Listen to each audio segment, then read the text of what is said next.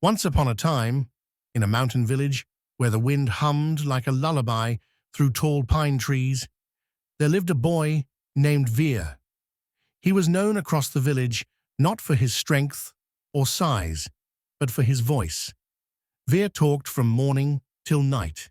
He talked when he woke up. He talked through meals.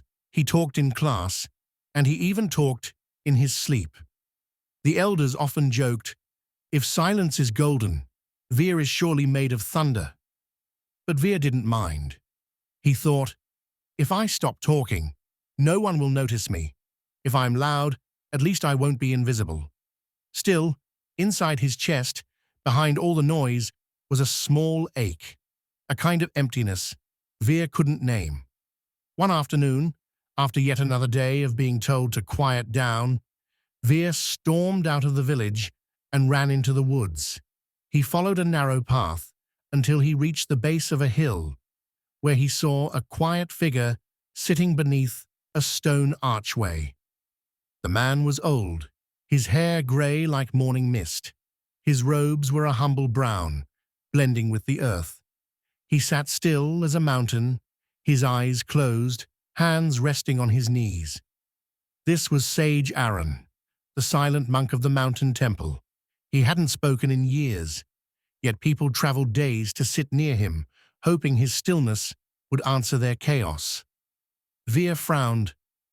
What's the use of someone who doesn't talk? Sage Aran didn't respond. Of course, he simply opened his eyes and looked at Veer. Something in that gaze made the boy's shoulders drop. Without a word, the sage patted the stone bench beside him. Veer hesitated, then plopped down, crossing his arms. The wind rustled the trees. A bird chirped. Veer listened, but no one said anything. He opened his mouth to speak again, but for some reason, he didn't. They sat in silence until the sun dipped behind the hills. Veer returned the next day, and the next. Each time, Sage Aran sat still, and each time, Veer talked a little less. One day, frustrated by the stillness, Veer burst out, "Why don't you say anything? Aren't you lonely?" Sage Aran looked up, reached into his satchel, and pulled out a mirror. He held it in front of Veer's face. The boy stared at his reflection, eyes wild, hair tousled from the wind. Aran then pointed toward the lake below the hill. Veer followed his gaze. The surface was smooth, until a wind passed. Then ripples danced across the water. The sage drew a wavy line in the dirt, then a straight one. He didn't need to speak. Veer understood. "Still water reflects clearly," Veer whispered, "but noisy water can't." Aran nodded. From that day, Veer began to change. Instead of yelling, he'd listen to the rustle of leaves. Instead of interrupting, he'd wait. Instead of shouting answers, he'd observe longer. Slowly, the forest wasn't just quiet. It was alive, with meaning. Veer started bringing his lunch and sketchbook to the temple. He drew birds mid-flight, squirrels chasing each other, the curve of the mountains. And Sage Aran, he watched, always present, always silent. One day, Veer found the sage tracing his finger over a weathered stone. "Do you miss speaking?" Veer asked softly. The sage picked up a dry leaf and gently blew. It spun and danced in the wind. Then he pointed to his heart. Veer understood. Words can be wind, but silence can be a breeze that reaches deeper. News came that the village was holding a storytelling contest. Veer had always dreamed of winning it, but now he was unsure. He asked Sage Aran, "Should I try? But I'm not loud anymore. Will they still listen?"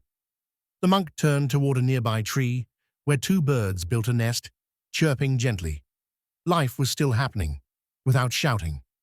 Veer took it as a yes. When the contest day came, everyone expected loud, dramatic tales.